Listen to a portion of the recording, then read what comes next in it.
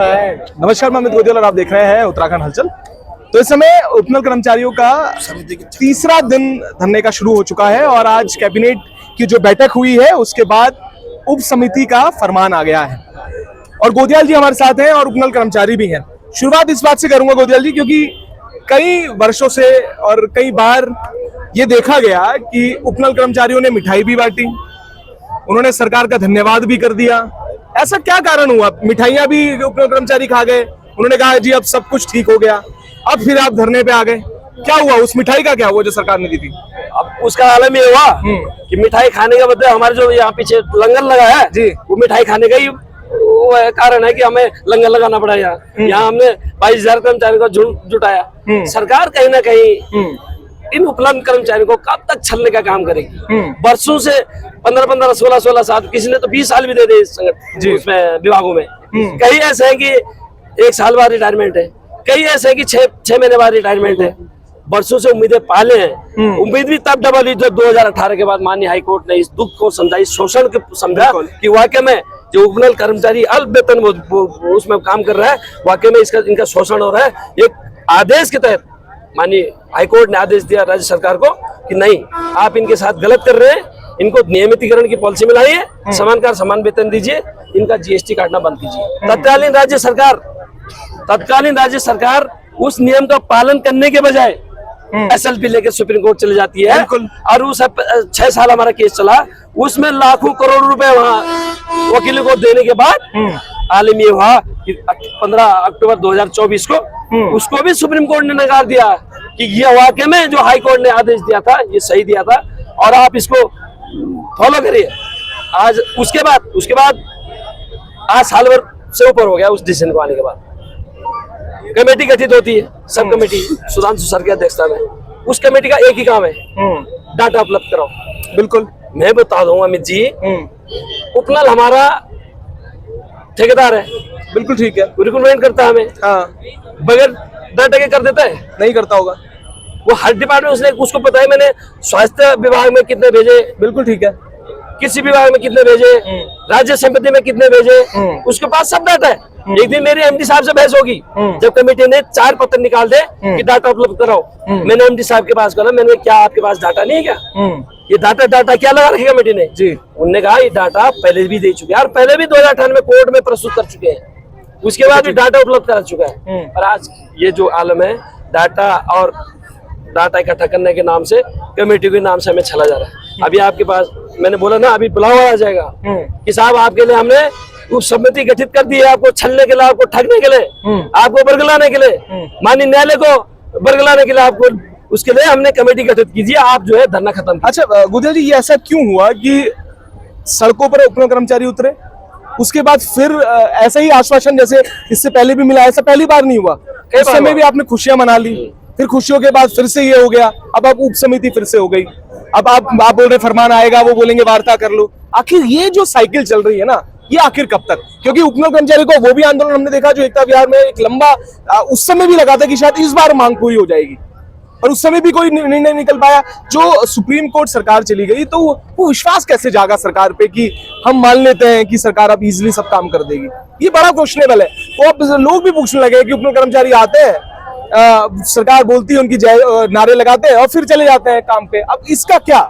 देखिए, आपने उस धरने को पूरा कवर किया था 56 दिन के, और लास्ट हाल में हुआ था कि 2 मंत्रियों द्वारा, 2 जिम्मेदार मंत्रियों द्वारा, जो जिनके ऊपर पूरे विभागों का, एक नहीं कई डिपार्टमेंटों का दायित्व है, उन जिम्मेदार व्यक्तियों द्वारा ये घोषणा की जाती है और हमारा धरना खत्म किया जाता कि हम आपके लिए बहुत बढ़िया करने वाले हैं। हम भी बेचारे छलावे में आ गए कि साहब 2 मंत्रियों को द्वारा धरना खत्म करना ये बहुत बड़ी बात है। ठीक है, हमने मिठाई बांट दी, खुशियां बांट दी, हमने कहा अब तो 22,000 कर्मचारियों का कल्याण हो गया। 2 मंत्री आके बोल दिए, पहले झूठा आश्वासन वो देते थे अधिकारी लोग, अब तो सूबे के जिम्मेदार मंत्री जो है वो दे रहे हैं। तो हमने कहा बहुत वाह कर दी, ताली बजा दी, फूल माला डाल दी, हमने कहा नियमितीकरण होगा। उसका हाल में ये हुआ उस कमेटी का कि हमारे विभागों से कर्मचारियों को हटाने का काम कर दिया। बिल्कुल, मैंने उस कमेटी ने रिकमेंड किया था, हमने एक मांग रखी थी कि उपनल के जितने 22,000 कर्मचारी जिन पदों पे काम कर रहे हैं उनको फ्रीज कर दिया जाए, ताकि ये जो डर भय होता है, ये बनाना जो हमारा तो संविधान बना है, कोर्ट ने भी खुद कहा था, कोर्ट ने भी खुद कहा निकाला ना जाए उन्हें। किसी को कोर्ट ने भी कहा, कई बार चीफ सेक्रेटरी द्वारा भी आदेश जारी हो आदेश जाता है। हुआ, बिल्कुल। तो उस समय हमने ये डिमांड की थी कि हमारे जो 25,000-22,000 जिन पदों पर हम कार्य कर रहे हैं, इन पदों को फ्रीज किया जाए, निसंवर्गीय पद घोषित किया जाए। उस कमेटी ने भी उसमें संस्तुति दी थी और न जाने कौन सी गुंडी घूमी उसमें, वो टर्न डाउन कर दी गई।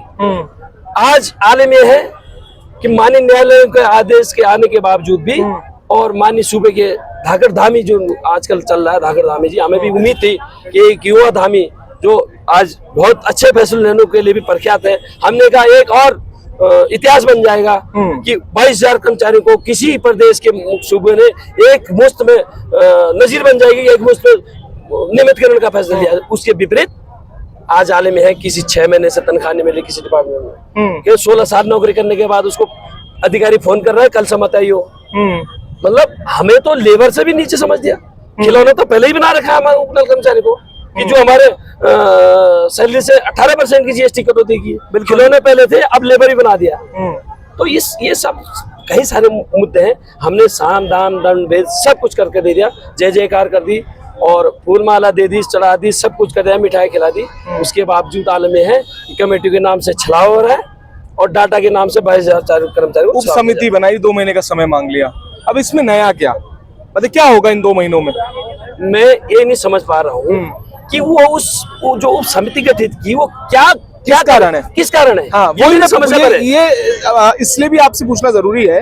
आपने कहा कि उपनल एक एजेंसी है जो ठेकेदार है जिसके पास सारा डेटा है, उन्होंने दिया होगा जो अभी समिति बनाई है, ऑलरेडी दिया है। अब ये जो तो उप समिति है वो उस साइकिल है। ये तो मेरे समझ से परे है कि मैंने तो ये परसों हमारे जो सेक्रेटरी साहब से बातचीत हुई, मैंने कहा साहब आप 2 कदम चलो, हम 4 कदम चलेंगे।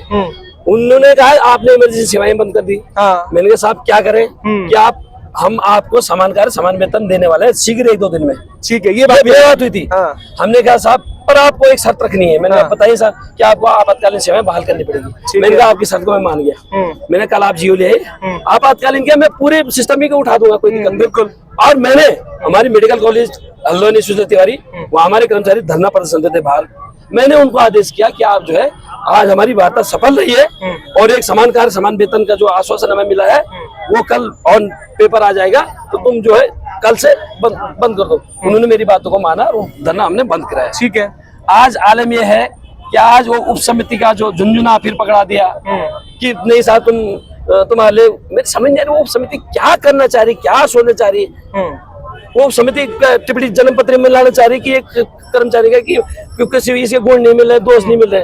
अरे भाई साहब इस डिजिटल युग में सारा सिस्टम आपके पास है, आपने एक क्लिक करना पूरा डाटा उपलब्ध है। आपने विभाग में, मैं राज्य संपत्ति विभाग में हूँ, क्या मेरे विभाग में मेरा डाटा उपलब्ध नहीं होगा? बिल्कुल है। उन्हें क्या फीड होगा बकायदा है, उन्हें खाली एक क्लिक करना पूरा डाटा उपलब्ध है। ये सब घुमाने वाली बात है, ये तोड़ने वाली बात है। और हम आप न घूमने वाले न चलाने वाले न टूटने वाले। आखिरी सवाल है गुदियाल जी, इस बार आर पार की लड़ाई, ये शब्द ना इससे पहले भी सुना गया पर वो आर पार कब हो ही नहीं पाया अभी तक। अब सवाल ये है कि फिर से वार्ता होगी तो उस पर मान जाएंगे और या अब किसी निर्णय पे आके ही रुकेंगे, तब तक आंदोलन रहेगा। 56 दिन वाले इतिहास जो है वो भी लगता है कि वो दोहराया जाएगा या फिर से वही चीज होगी जो अभी तक होती आई है। ये सीधा सवाल है, ये उपनल कर्मचारी भी पूछ रहे हैं क्योंकि लगातार लोग भी कहते हैं कि कब तक आंदोलन करेंगे, कब तक कर्मचारी आंदोलन करेगा, कब तक सड़कों पे आएगा। सीधा सवाल। देखिए अमित जी, हर बार चले गए, हर बार आर पार की घोषणा हुई है, पर इस बार अनोखी घोषणा हुई है। पहले धरना लगाता था पदाधिकारी अध्यक्ष और समाप्त करता था अध्यक्ष। इस बार मैंने उस पर पार्टी को बंद करके रखा। मैंने कहा धरना लगाऊंगा मैं और धरना समाप्त करने की जिम्मेदारी होगी इन कर्मचारियों की। ये जिस दिन धरना समाप्त करेंगे उस दिन हम भी धरना समाप्त करेंगे। अब इनके छलावा नहीं है ना भाई जी, 56 दिन बैठना पड़े, 2 महीने बैठना पड़े, चलो ठीक है 2 महीने भी बैठ जाएंगे। तुम अगर समिति गठन कर रहे हैं 2 महीने बैठने को तैयार है, हमें कोई दिक्कत नहीं, आप 2 महीने बिठाओ हमें। ये कर्मचारी वो कर्मचारी है जो अपनी निष्ठा, ईमानदारी के साथ, कर्मठता के साथ, अनुशासन के साथ विभाग में काम करता है और यहाँ भी हम अनुशासित ढंग से धरना प्रदर्शन कर रहे हैं। जिस दिन इन कर्मचारियों का सब्र का बांध टूट गया ना, उस दिन वो जिम्मेदारी मुझे नहीं पता, मेरे को तो नींद भी नहीं आ रही उस दिन होगा क्या। तो मैं अभी भी बिल्कुल, तो आपने सीधे तौर पे घोषणा कर दी है 2 महीने तक की जो रिपोर्ट जो उप समिति की गठित की है, तब तक अब धरने पे बैठेंगे? बिल्कुल साहब, धन्यवाद। अभी देखो मैंने बोला नहीं, हम बुलावा आ जाएगा अभी। जब आपने गठित किया ना, तुरंत फोन आ गया कि आ जाओ भाई साहब, तुम्हारे लिए तो बहुत बढ़िया कर रखा हमने, बहुत बढ़िया समिति का गठन कर दिया, आप तुम जाओ घर जाओ। पर इस छला में आने वाले नहीं है। हमारा एक ही उद्देश्य है कि आप कमेटी बनाओ, समिति बनाओ, उप समिति बनाओ, कुछ भी करो आप, हमें नहीं पता। हम बहुत छल चुके हैं। आप वो जो समिति का रिपोर्ट है, जो कैबिनेट का फैसला है, उसको प्रिंट करके यहाँ पे ले आओ और अपने मुख मखार बिंदु से यहाँ पे इन कर्मचारियों को समझाओ। हम आपका जय जयकार करेंगे, हम आपका गुलाब के फूलों से स्वागत करने वाले हैं। सब कुछ हमने तैयारी कर रखी है। और आप बोले तो बिल्कुल सीधे तौर पर घोषणा कर दी है कि अब समिति 2 महीने का समय ले या 3 महीने का या उससे ज्यादा, उपनल कर्मचारी सड़कों पर ही रहने वाले हैं और इस बार आर पार की लड़ाई है। अब सवाल वही है कि आगे क्या होगा। वार्ताओं के लिए बुला लिया गया है, फोन आ गए हैं कि बहुत अच्छा होने वाला है, ये पहले भी दे चुके हैं। देखिए, अब देखना है कि आर पार की लड़ाई आर पार हो भी पाती है या फिर से वही होता है। तब तक ऐसे ही जुड़े रहिएगा और देखते रहिएगा उत्तराखंड।